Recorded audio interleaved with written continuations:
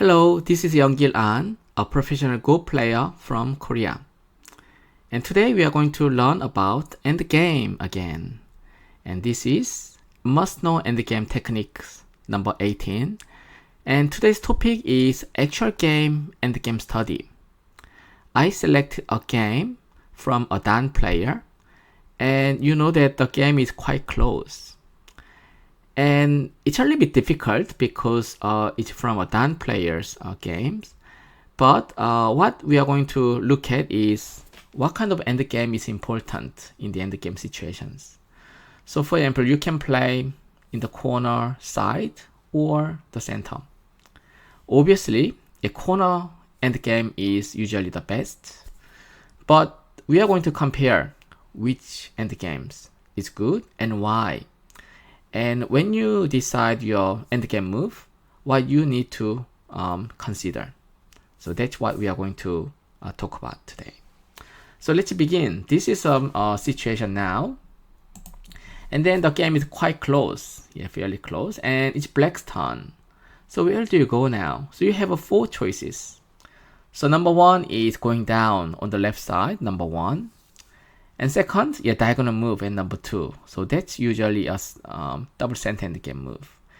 And number 3 is Atari at number 3, okay, on the right hand side. And then number 4 is playing in the center area. So if you play 4, you are going to get some extra points in the center area.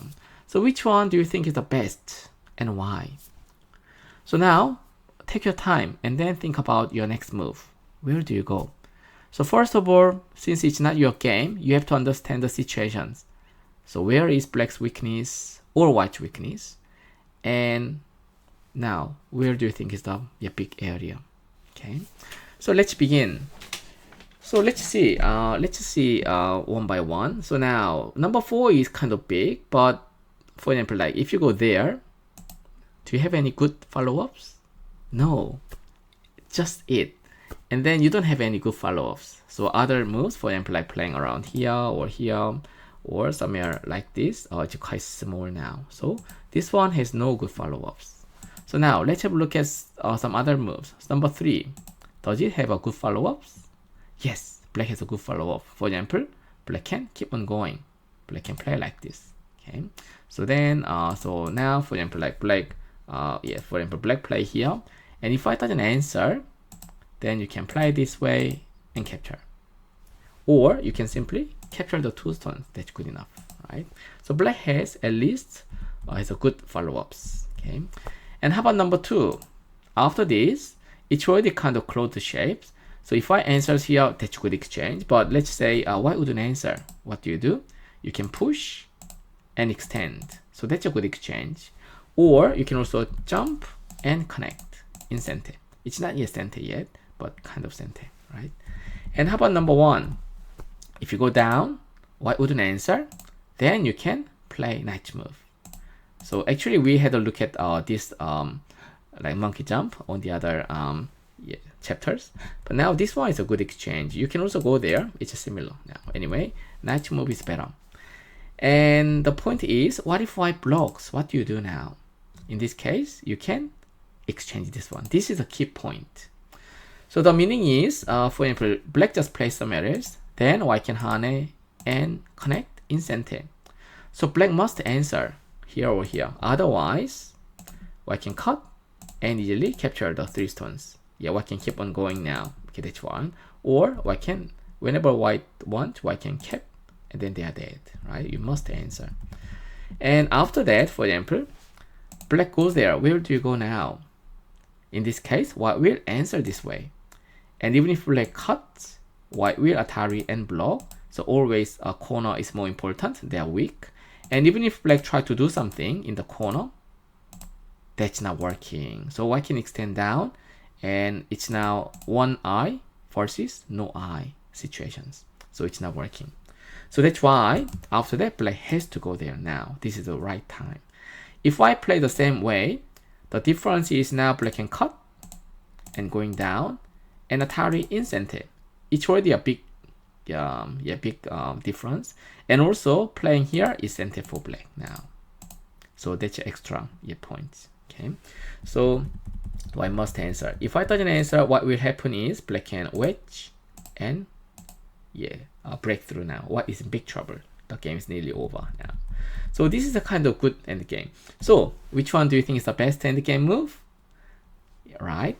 So now I explained quite a lot for number 1 stone, and because this is bigger, right? This is a big endgame move. And if I just play some errors, then black can play knight move, which is center now. And after that, for example, between A and B, which one is bigger? Yes, right. Now in this case, A is actually bigger. You cannot tarry here. If I connect, then can you see black can cut here again? It's center and block now. That's another big endgame move. After that, white wouldn't answer because it's small now. So if white will play some errors, then what you can do is you can even hane here in center. So that's another extra point. Okay, can you see? As a result, white only has only few points. Okay, so what white can do is white can also play center endgame move, which means this is center for white. White will go there. Can black block? Right, black can block, but white can capture here, and black has to answer. Or white can actually cut and capture. What do you think about the trade? Right, it's good for white because black's this area is all destroyed now. Yeah, so black, which means black has to extend, and that's already a good exchange now for white. And then probably white can play here now because it's a double center start endgame move, right? And also white can hane here. White can always hane and push through in center. But this sort of first line endgame move is not very urgent. So usually you can just hane here. That's good enough. Or maybe you can still play somewhere in the center first. Okay. So usually second line in the endgame move is very, very important. So can you see from the beginning, number 1 is very important, and then number 2. Okay. So then after that, this is a good move. Number 3 is bigger than number 4. Because when you have a stone, when you play there, you have a good follow-ups. So for example, like I already showed you that black can go this way and capture. Pretty big endgame move now. But for nothing. Yeah, so for example, now if you go there, no follow-ups. And also for white, this is good exchange. I told you that like if it's white's turn, white can simply extend down. That's a good exchange. And other way is white can also hane and connect. In this case, it's not center because even if black doesn't answer, it's not working now in this case. Even if white goes there, black can tarry and connect. So black is already quite strong. Nothing white can do. Okay, but what white can do is still in this case, white can play here in center now, and white can hane here in center. Also hane here in center. So there are many center moves white can exchange. So that's go-to move. But since white has a good follow-ups, it's still quite a big endgame move. Okay, so in the endgame, simply what you need to do is you need to play on the second line. So usually second line has a big endgame moves. For example, now 1 and 2 are second line endgame moves. And I didn't mention, but 3 is also kind of a good move because when you go there, white usually has to answer. If white goes there, white already lost 2 points in this area. So black doesn't have to do anything. But if I connect, then now black can cut and block. And black has another extra point endgame moves. Okay, so this is another good point. So from the beginning, what you have to remember is first, second line endgame moves are more important than the center areas. Okay, and when you have a good follow-ups, for example, number 1 has a better follow-ups than number 2 in this case because and number 2 area, like they're already quite solid now. So you didn't get that much points afterwards. And also number 1 is kind of set a corner now. For example, like black play there. If white doesn't answer, black can keep on going. Now it's a trade. Who has more points? Yeah, black. So black now play in the corner. White play on the side. And usually corner has more value. So this is better for black. So when you play there, white usually has to answer. Then you have, yes, you still have center now. So that's why corner related endgame moves are more priority than the side endgame moves. Okay? And also when you play in the center area, for example, like in this case 3 and 4, you have to check what else do you go. So after you choose a move, do you have any good follow-ups? Then yes, you can go there. If you don't have any good follow-ups, maybe you don't have to go there quickly. You can play there later because your opponent doesn't go there because you're not that big, right? And so now, for example, like f3, it's also really big because if with white's turn, white can also exchange here instantly. So you can also make a kind of 2 extra points plus, even if black goes there, and then no extra endgame techniques after that. So white has a clean shape, so that's another good point for white. Okay? But still, if you go there, for example, like this one is such a good move, but then white will play here instantly, right? And then maybe white can come back, or maybe white can play another center endgame move. So eventually, white play 2 center endgame moves now. So that's why black would better play number 1. And you can make them kind of miai situations here. So after playing here, still, playing at A is a good center endgame moves. B is also kind of half center endgame moves. C is about the same. And D is a bit small now. But eventually, if you have a time, you can also play D now.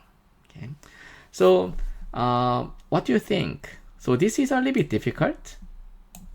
Okay, as you can see, this is the first original situations, and you might feel difficult, and that's true because this is like high level players games. But if you have some ideas, and then that will help you when you choose your end game moves, then it will guide you and then kind of support you, right? So now anyway, then we can have a look at some other cases next time as well. So you actually learned most of endgame techniques. So we can actually study about which one is bigger and why, and what you have to think and what you have to consider. Okay, so that's what we are going to have a look next time. Okay, thank you for watching the video lesson, and I hope it helps you improve your endgame skills and techniques. Okay, then I hope to see you again next time. Okay, bye.